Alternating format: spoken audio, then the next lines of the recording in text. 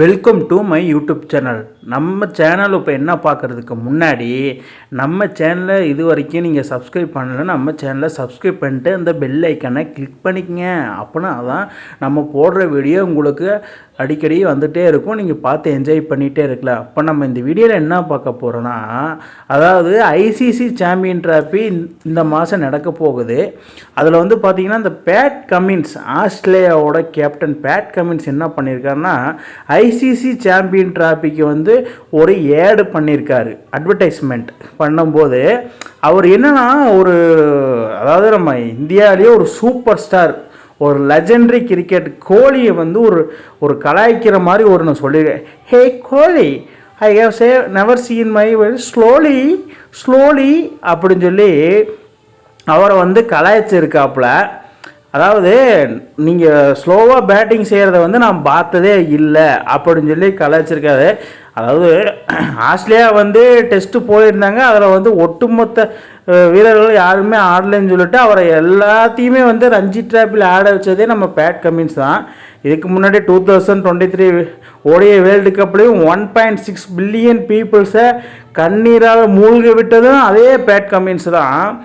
அதே Pat Cummins இப்போ வந்து விராட் கோலியை கலாய்ச்சிருக்காரு. அதாவது விராட் கோலி ரெக்கார்டு அவருக்கு தெரியலன்னு நினைக்கிறார். அதாவது 50 ஓடிஐ செஞ்சுரி அடித்தவரெல்லாம் அவர். ஆனால் அவரையவே கலாய்க்கிறான்னா அவன் வந்து ஒரு தில்லான பர்சன் தான் சொல்லலாம். அவனுக்கு சரியான தில்லுப்பா. அதாவது கோலியவே வந்து நீ கலாய்க்கிறன்னா நீ எவ்வளோ பெரிய ஆள் அப்படின்னு சொல்லி நான் பார்த்து தான் போகிறேன். அதாவது பார்க்கலாம், அது பார்த்ததே என்னமோ தெரில.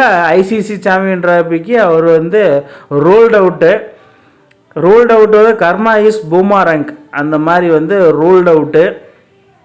அதனால் ஆஸ்திரேலியா டீமில் இப்போ பெருசாக யாருமே கிடையாது, மெயினாக பேட் கமின்ஸ் கிடையாது.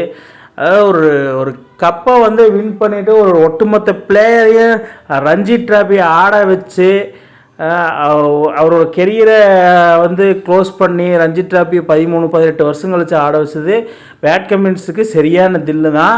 ஆனால் பேட் கமின்ஸே நீ வந்து இந்தியாவுக்கு வரணும், உன்னை வச்சு செய்யணும் அப்படின்னு தான் இந்தியன் ஃபேன்ஸு விராட் கோலி எல்லாம் நினச்சிருவேன். அதாவது பேட் கமின்ஸோட கெரியர் எண்டு தான் நினைக்கிறேன்.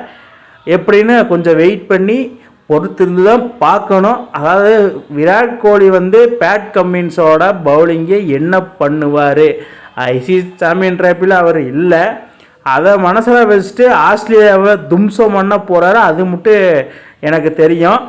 என்ன தான் பண்ண போகிறாரு விராட் கோலி, பதிலடி பேட் கமின்ஸு அவரோட ஆஸ்திரேலியன் டீமுக்கு என்ன தான் பண்ண போகிறாருன்னு பொறுத்திருந்து தான் பார்க்குறேன்.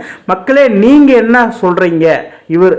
இவர் இந்த மாதிரி வீடியோ பண்ணதுனால விராட் கோலியோட ஃபேன்ஸுக்கு பெரிய ஒரு இது. நீங்கள் என்ன சொல்கிறீங்க அப்படின்னு கீழே கமெண்ட் செக்ஷனில் கமெண்ட் பண்ணுங்கள். இந்த மாதிரி இன்ட்ரெஸ்டிங் கிரிக்கெட் வீடியோவை தெரிஞ்சுக்க நம்ம சேனலை சப்ஸ்கிரைப் பண்ணுங்கள், லைக் அண்ட் கமெண்ட் பண்ணுங்கள். மேலும் உங்களுக்கு வீடியோ வந்துகிட்டே இருக்கும்.